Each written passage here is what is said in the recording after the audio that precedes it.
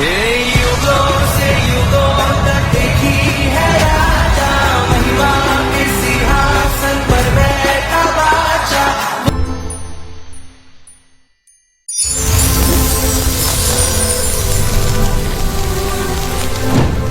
Same न रहने दे खुदावंद, इनके मनों में शांति और तसल्ली को पैदा करे। ये वचनों को सुने और सेम न रहें, प्रभु यीशु मसीह के पवित्र नाम में, आमीन आमीन। God bless you all.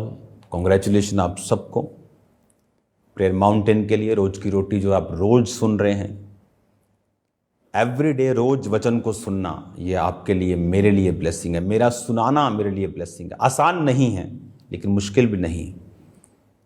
Bible कहती है प्रेरितों के काम में कि जब प्रेरितों को बोला गया कि हमारी विधवाओं की सुधि नहीं ली जाती, तो उन्होंने कहा कि ऐसा तो हो नहीं सकता कि हम वचन और प्रार्थना की सेवा को छोड़कर खिलाने और पिलाने की सेवा में रहे। तो आओ हम 7 मनुष्यों को चुनते हैं जो ये काम करेंगे। आज कामरा चर्च में मेरी टीम में 400 फुल टाइम वर्कर्स हैं, बिलीवर्स हैं, को वर्कर्स हैं, मेरी तरह जो काम कर रहे हैं, कुछ फ्री काम कर रहे हैं, बहुत से वॉलंटियर बेसिस पे काम कर रहे हैं। फुल टाइम 400 लोग फुल टाइम वो काम कर रहे हैं ताकि मैं यहाँ प्रीच कर सकूं, आपको रोज आपको बता सकूं परमेश्वर के वचन के बारे में, क्योंकि ये डीप टीचिंग्स को सुनने के बाद आप सेम नहीं हैं। आज उस वचन को हम पढ़ते हैं। 11 आयत से शुरू करता हूँ। मत्ती 1:11। और बंदी होकर बेबीलोन जाने के समय में योशिया से यकुन्याह और उसके भाई उत्पन्न हुए। तो मैंने आपको बताया था कि क्यों वंशावली लिखी है। आज लोगों को मालूम नहीं है। आप उनसे पूछ सकते हैं कि आपके परदादा का नाम बताइए, अपने परदादा के दादा का नाम बताइए, उन्हें नहीं मालूम। लेकिन जिस परमेश्वर को आप और मैं मान रहे हैं, आदम से पहला बंदा आदम जो 950 साल के करीब जिया, पहला इंसान, उससे लेके नाम तक, उनके परिवार तक की पूरी लिस्ट बाइबल में लिखी है। क्योंकि वो जीवित परमेश्वर है। वो कहानियों वाला परमेश्वर नहीं है कि जिसका आगे पीछे का कुछ मालूम नहीं, कहां से आया, क्या करता है, क्यों करता है, कुछ कैसे मिलना है, किसी को कुछ नहीं पता। इसलिए कहता अंधी भेड़ों की तरह नहीं, आंखें खोल कर चलो। खुदा ने दिमाग इतना बड़ा क्यों दिया है? दिमाग का, टांग का ऑपरेशन डॉक्टर करते हैं आधे घंटे, 1 घंटे, 2 घंटे में फ्री। दिमाग का ऑपरेशन करना हो तो कितने साइन होते हैं भाई साहब, कुछ भी हो सकता है सक्सेसफुल हो, क्योंकि दिमाग में खरबों नाड़ियां हैं, अरबों न्यूरॉन्स, कई इतनी चीजें दिमाग में चल रही। और वो इतना कॉम्प्लिकेटेड बड़ा क्यों बनाया खुदावंद ने? सब आसमान के रॉकेट, चंद्रयान से लेके हर एक साइंस का बड़ा प्रोजेक्ट इसी दिमाग की उपज है। इतना बड़ा क्यों? ताकि आप लोग चेक कर सकें, परख सकें, जीवित परमेश्वर की पहचान कर सकें। हर बस दिल्ली नहीं जाती, हर बस लुधियाना नहीं जाती, हर ट्रेन जलंधर नहीं आती। स्वर्ग जाने का रास्ता प्रभु यीशु मसीह बाइबल में लिखा है। एक एक वंशावली है। जीसस क्राइस्ट, बाइबल कहती है, जब मैं इसकी 17 आयत को पढ़ता हूं, इस प्रकार अब्राहम से दाऊद तक 14 पीढ़ी, दाऊद से बेबीलोन को बंदी होकर पहुंचाए जाने तक 14 पीढ़ी, बंदी होकर बेबीलोन को पहुंचाए जाने के समय से मसीह तक 14 पीढ़ी। वो एक एक कंट्रोल परमेश्वर कर रहा है। देखो 14। ये कोई इत्तेफाक? आपको क्या लगता है? इत्तेफाक नहीं है। एक राइट टाइमिंग थी जीसस क्राइस्ट के आने की। एक राइट टाइमिंग थी कि 14 पीढ़ी तक दाऊद था, अब्राहम से लेके। फिर जब बंदी बना लिए गए, दाऊद से लेके बंदी बनाने के टाइम तक 14 पीढ़ी, बंदी बनाए जाने के बाद से जीसस तक 14 पीढ़ी। और आप बोलते हो, लोग बोलते हैं जीसस क्राइस्ट क्या सच्चा खुदा है? वो जीवित खुदा है। मैं आपको डिक्लेयर कर रहा हूं, वो कमाल का जीवित परमेश्वर है, बोलने वाला, जिंदा, सुनने वाला खुदावंद है। अब बंदी क्यों बनाए गए? अगर आप पढ़ेंगे बाइबल में तो जो 10 आयत थी, हिजकिय्याह से मनश्शा उत्पन्न हुआ। यहां प्रॉब्लम हुई। क्या प्रॉब्लम हुई? जो हिजकिय्याह था, परमेश्वर ने उसे एक मैसेज दिया, हिजकिय्याह तेरी उम्र खत्म हो गई। उसको एक रोग हो गया था, वो कैंसर का रोग था। जब उसकी उम्र खत्म हो गई तो हिजकिया को, क्योंकि और कोई भी आपको जब फोड़ा होता है या बड़ा कोई जख्म होता है तो मोस्टली हील हो जाता है, लेकिन जो कैंसर की चीज़ें होती हैं वो ठीक नहीं होती। तो उसके एक ऐसा जख्म था जो हीलिंग नहीं हो रहा था, लेकिन उसकी मौत के करीब उसको लेके जा रहा था। खुदा ने कहा तेरी मौत आने वाली है, तो अपने घराने को जो आज्ञा देनी है दे, जो बांटना है बांट, जिसमें जो करना है कर, तू आने वाला है मेरे पास। तो बाइबल कहती है उसने दीवार की ओर मुंह किया।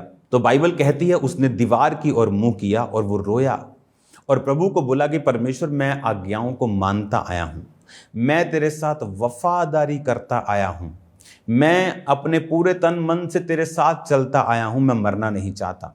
तो बाइबल कहती परमेश्वर ने अपने नबी को बोला कि जा और उसको बोल मैं तेरी उम्र को 15 साल बढ़ाता हूं और अंजीर की टिक्किया उसके जख्म पर बांध देना, वो ठीक हो जाएगा। और वो ठीक हो गया।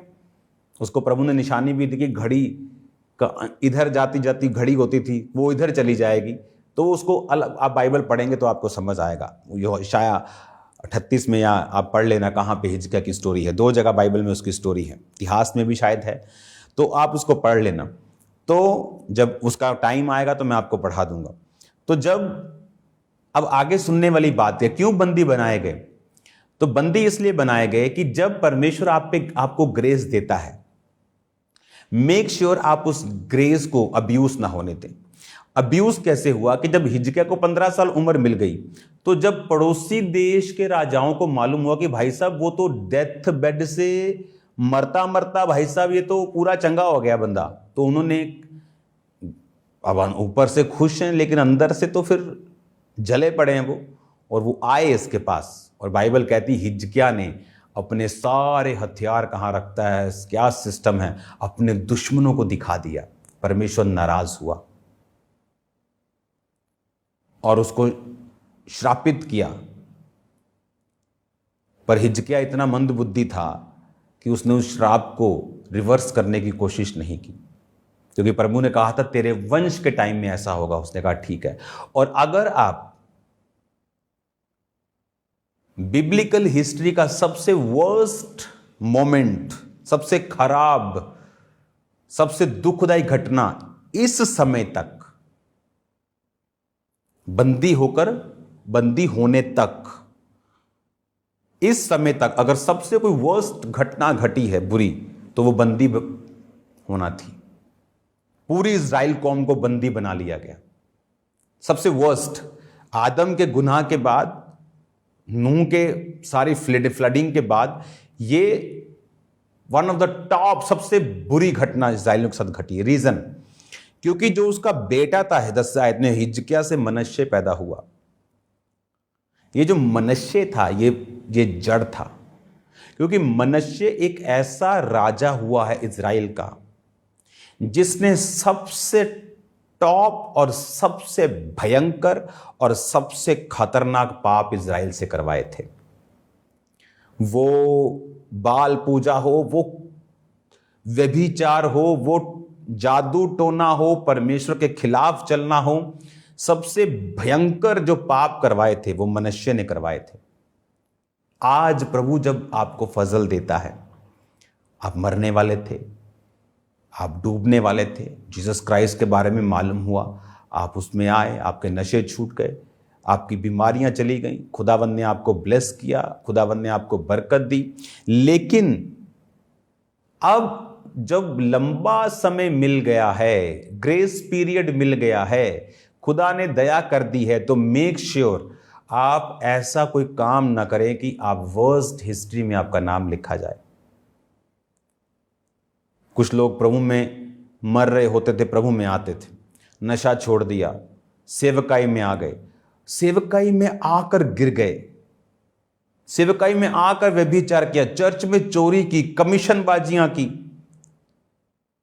अब उस ग्रेस को जो आप पर थी आपने अब्यूज कर दिया। उसका असर क्या हुआ? मनश्शे जो इसका बेटा पैदा हुआ, उसने भाई साहब, उसने जबरदस्त रीति के साथ खतरनाक काम कर दिया।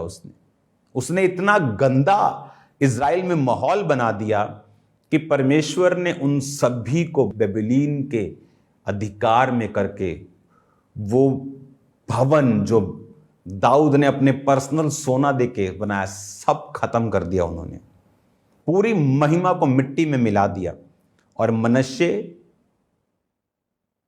रॉन्ग होने के बावजूद भी अगर आप देखेंगे, इतिहास की पुस्तक में पढ़ें, बड़ा लंबा उसने राज किया। और लोगों को लगता कि ये तो खुदा के खिलाफ चल रहा है, इतना लंबा राज, खुदा होता तो लंबा राज क्यों कर रहा है। लेकिन बड़ी डेंजरस चीज है ये, मैं आपको बता रहा हूं। जब किसी के गलत चलने पर उसको रिजल्ट नहीं मिलता उसके गलत का, तो ये सोच लो कि परमेश्वर बहुत कुछ खतरनाक प्लान कर रहा है। आप आज कुछ गलत करें, कल कुछ आपको जवाब मिल जाए, थैंक्स करो खुदावंद का कि आप फ्री हो गए हो, जल्दी सजा मिल गई, आप खत्म, फ्री हो गए। लेकिन अगर वो जवाब नहीं दे रहा है तो फियर हिम, क्योंकि वो जवाब बहुत लॉन्ग टाइम तक इफेक्ट होने वाला आपको देने की कोशिश कर रहा है। अब वो बंदी बना लिए गए। इमेजिन करो, राजा बंदी बना लिया गया, प्रजा, अमीर लोग, बिजनेसमैन, बुजुर्ग, बच्चे, घर, एवरीथिंग, भवन जला दिया, सब मिट्टी कर दिया। क्यों? क्योंकि हिजकिय्याह नाम एक प्रभु के बंदे ने ग्रेस को अब्यूज कर दिया। मनश्शे नाम के उसके बेटे ने इज़राइल में पूरा गंद मचा दिया। इतना मूर्ति पूजा, इतना गलत काम उन्होंने किए, व्यभिचार से लेके, कि परमेश्वर ने उसको ऐसा जवाब दिया जिसको रिवर्स करने में पीढ़ियां लग गई उनके। उसी के बीच में तो नेहमिया उठा। जब नेहमिया के पास भाई यार बोला कि यरूशलेम की हालत बहुत खराब है, वो कौन सा टाइम था? वही टाइम की बात कर रहा हूं, जब बंदी होने के बाद। हालेलुया। तो एक हिजकिय्याह से मनश्शे उत्पन्न हुआ, हमने पढ़ तो लिया, लेकिन कौन मनश्शे, कौन हिजकिय्याह? मनश्शे से अमोन, अमोन से योशिया, उसके बाद वो बंदी बना लिए गए। क्योंकि वो मनश्शे का जो पाप का घड़ा नहीं, उसने पाप की टंकी भरी। और जब घड़ा नहीं भरता, टंकी भरती है, पूरी प्रजा ने उसकी जो कीमत थी उसको चुकाया। 12 आयत में लिखा, बंदी होकर बेबीलोन पहुंचाए जाने के बाद यकुन्याह से शालेतिल, शालेतिल से जरुब्बाबेल, जरुब्बाबेल से अबीहूद, अबीहूद से इलायकीम, इलायकीम से अजोर, अजोर से सदोक, सदोक से अखीम, अखीम से इलीहूद, इलीहूद से इलीजार, एलियाजर, एलियाजर से मत्तान, मत्तान से याकूब, याकूब से यूसुफ जो मरियम का पति था, और मरियम से यीशु जो मसीह कहलाता है उत्पन्न हुआ। इस प्रकार अब्राहम से दाऊद तक 14 पीढ़ी, दाऊद से बेबीलोन को बंदी होकर पहुंचाए जाने तक 14 पीढ़ी, बंदी होकर बेबीलोन को पहुंचाए जाने के समय से मसीह तक 14 पीढ़ी हुए। हालेलुया। अगर आप यीशु मसीह की वंशावली को पढ़ते हैं, आपको यह मालूम होता है कि जीसस क्राइस्ट जो थे, यहां पर मैथ्यू की वंशावली में जो लिखा है, उसमें उसने जीसस क्राइस्ट को यूसुफ के साथ, उसके जो मरियम का पति था उसके साथ उसके वंश को जोड़ा है। लेकिन आप बोलोगे वो तो मरियम का बेटा था, या यूसुफ का तो वो बेटा ही नहीं था। लेकिन अगर आप अगली वंशावली को पढ़ते हैं तो उसमें आपको यह मालूम होता है कि जो मरियम थी वो भी उसी वंशावली से आती है। इसीलिए वो एक ही अपने ही कुटुंब में वो मैरिजेस करते थे, उससे बाहर वो नहीं जाते थे। लूका 3 की अगर आप 21 से 38 पढ़ेंगे तो जब ये वंशावली आप पढ़ेंगे, वो आदम तक है। जीसस क्राइस्ट की वंशावली आदम तक। इसमें आप पढ़ेंगे कि वो अपने बाप के वंश से भी था और मरियम के वंश से भी था। क्यों लिखा है? क्योंकि जीसस क्राइस्ट रियल है। एक एक कितने परदादा हो गए, परदादों के परदादा के दाऊ के परदादे के परदादा, कितने हो गए देखो, 42 पीढ़ियां। और उससे भी पहले आदम तक लगाएंगे तो वो पीढ़ियां हमें नजर आती हैं। हालेलुया। अपनी लाइफ पर की गई खुदा की ग्रेस को अब्यूज मत करें। खुदा ने जो अनुग्रह आपको दिया है उसे तुच्छ मत समझें। जो ग्रेस जितनी दी है, आज आपके पास थोड़ी ग्रेस है, थैंकफुल रहें, कल बढ़ जाएगी। आज आपके पास ज़्यादा बरकत है, थैंकफुल रहें, कल बढ़ जाएगी। उस बरकत में आप वफादार नहीं हैं, कल की गारंटी नहीं है। बाइबल कहती है जो थोड़े में धर्मी नहीं रहा वो ज़्यादा में भी धर्मी नहीं रहेगा। बाइबल कहती है जो थोड़े में वफादार नहीं रहा वो ज़्यादा में भी वफादार नहीं रहेगा। आपको ये बात का ध्यान रखना है, आपको धर्मी रहना है, थोड़े में वफादार रहना है, ताकि परमेश्वर आपको बरकत दे। वो आपको देखकर निराश ना हो, वो आपको देखकर बरकत दे। वो जब आपकी ओर देखे तो उसे ये मालूम हो कि आप वफादार हैं और वो आपको और बढ़ाए। हालेलुया। अब जब हमने वंशावली को 1 से लेके 17 आयत तक पढ़ लिया, हमें यह मालूम हुआ वंशावली में कौन लोग जुड़े, जो लोग परमेश्वर के साथ वफादार थे। दाऊद के बाद सुलेमान का नाम आया, दूसरों का नाम क्यों नहीं आया? क्योंकि सुलेमान एक आत्मिक व्यक्ति था जिसने दाऊद अपने बाप को पूरी तरह से फॉलो किया, बाकियों ने फॉलो नहीं किया। किसी को लगता था दाऊद का जो बड़ा बेटा था वो राजे का दोता था, यानी उसकी जो माँ थी वो एक राजकुमारी थी। तो उसे लगता था कि मेरा नाना राजा है, मेरी माँ राजकुमारी है, बाप दाऊद मेरा राजा है, मुझसे बेटर तो कोई हो ही नहीं सकता इस राज को चलाने के लिए, मैं तो अगला राजा हूं ही। आप मिनिस्ट्रीज में जाके देखो कौन लोग कामयाब हैं। जो लोग अपने आप को समझते कि मैं तो कोर्स करके आया हूं, मेरे पास प्रोफेशनल डिग्री है, मैं तो ये, और वो फेल हो जाते हैं मिनिस्ट्री में। और कौन कामयाब नजर आते हैं आपको? जो स्पिरिट को फॉलो करते हैं, जो अपने मेंटर की बातों को फॉलो करते हैं, जिनको मालूम है कि मुझे काम करना है, असाइनमेंट है। क्योंकि आपके मेंटर को जो मालूम है वो आपकी प्रोफेशनल डिग्री फेल है उसके सामने। आप जाओ मेरी टीम से बात करो, जो लोग कंस्ट्रक्शन कर रहे हैं, जो लोग काम कर रहे हैं, उनसे बात करो। डिग्रियां होने के बावजूद भी जो फाइनल इंस्ट्रक्शंस परमेश्वर हमें दिखाता है वो मानते हैं, और उन्हें मालूम है कि जो आप बोल रहे हो वाकई बाद में वही चीज काम करती है। हालेलुया।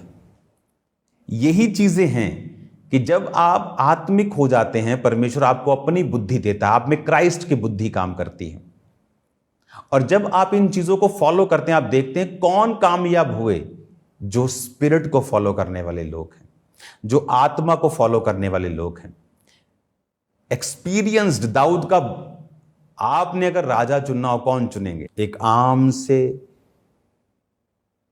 उसकी मम्मी जो उरिया थी वो कौन थी? एक आम सैनिक की पत्नी, जो जी सर जी सर जी सर जी सर जी राजा जी। दाऊद की उससे शादी हुई, एक तरह का उसको त्यागा गया था। उसकी पत्नी, बाकी बच्चे उसको क्या समझते होंगे आप नोटिस कर सकते हैं। वो सुलेमान मालूम था, past is past and my past is over.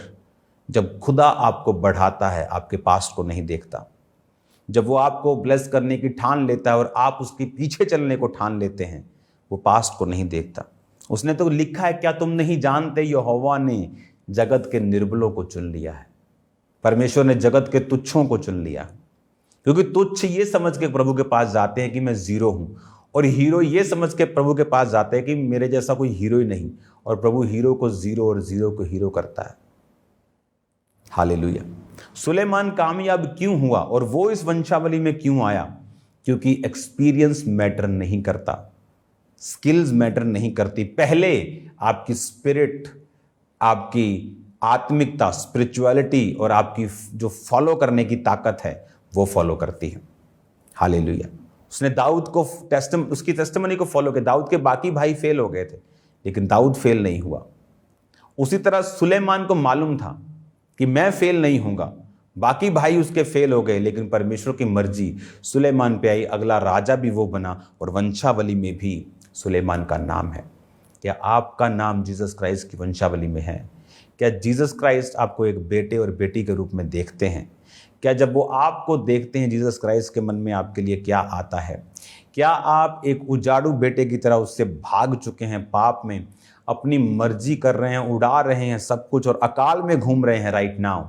या आप एक ऐसे बेटे के समान हैं जो उसकी आज्ञाओं को मान रहे हैं और खुदावंद कह रहा है मेरे बेटे सब कुछ तुम्हारा है, जो कुछ तुम देख रहे हो इट्स योर्स, सब कुछ तुम्हारा है, तुम्हारे ही लिए मैंने पैदा किया और तुमने इसे अपनी आज्ञाकारिता से लिया है। हालेलुया। आप किस कैटेगरी में आते हैं? मेक श्योर आप जीसस क्राइस्ट के ईमानदार और वफादार बच्चों की कैटेगरी में आएँ। आप सेम नहीं हैं यीशु मसीह के सामर्थी नाम में। आज हमने वंशावली को पढ़ा है, इसको भी मैंने आपको जितना आपको बताना चाहिए आज की डेट में, जितनी डिटेल में मैंने आपको बताया है, इसको और डीप हम पढ़ेंगे आने वाले समय में, और डीप जाएंगे इसमें कि किस तरह से, अगर आप इसमें देखें यहूदा 3 आयत में, यहूदा और तमार से फिरिस और जोरा उत्पन्न हुए। इसमें एक बहुत बड़ी स्टोरी है। जो यहूदा था उसके जो बाइबल कहती है वो संगति से निकल गया था। जब इन लोगों ने अपने भाई को बेचा, यूसुफ को बेच दिया था, तो आपको मालूम है यूसुफ को बेचने के बाद परमेश्वर का कर्ज इस पूरे भाइयों पे आया था। हर चीज बाइबल में मेंशन नहीं, आपको स्पिरिट से और आपको डीप स्टडीज से आपको फॉलो करना पड़ता है इसको। और क्या हुआ, इन भाइयों की एकजुटता थी, सब यूसुफ को सबने एक मन हो गए। अगर एकजुटता ना होती तो कुछ बोलते नहीं भाई उसको नहीं बेचना, नहीं मारना। एकजुटता थी, गड्ढे में गिराया, बेच दिया, आगे कर दिया। उसके बाद इनके घर में कर्ज आया और यहूदा अपने भाइयों से अलग हो गया। अगर आप पढ़ेंगे उत्पत्ति की पुस्तक को, अलग होकर वो अलग जगह रहने लगा। जब अलग जगह रहने लगा तो संगति नहीं थी, खुदा की संगति नहीं थी। अलग लड़की से शादी की जो परमेश्वर को नहीं जानती।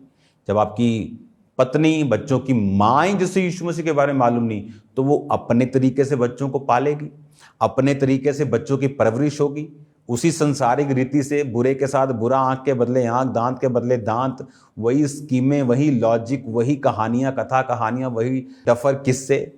Life is a struggle. उस तरह से बच्चों को पैदा किया। हुआ क्या, बाइबल कहती जब इसका बच्चा पैदा हुआ इसकी पत्नी से, तो वो यहोवा के लेखे में दुष्ट ठहरा और वो मर गया। और जब छोटे भाई के साथ उसकी शादी कर दी गई तो वो भी करप्ट निकला और उसने कहा छोटे भाई के साथ शादी करो, क्योंकि जो पहला बच्चा होगा फिर वो बड़े भाई का कहलाएगा, ताकि उसका धर्म पूरा हो, उसका वंश नाश ना हो।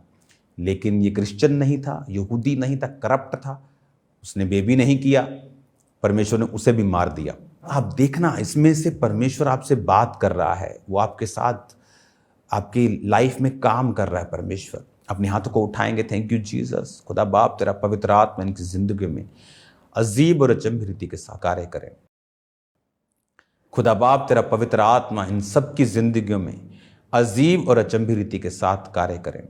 तेरा वचन इनको सिखाए, समझाए और शुद्ध करे। प्रभु यीशु मसीह के नाम में मैं इनको आशीषित करता हूँ।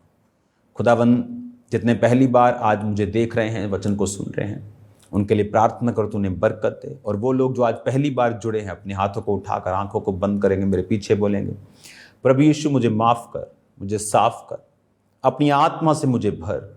प्रभु यीशु मसीह मेरे जीवन में काम कर, मेरा उद्धारकर्ता बन जा, मेरे दिल में आ, अपनी आत्मा को मुझे दे, यीशु के नाम में, आमीन।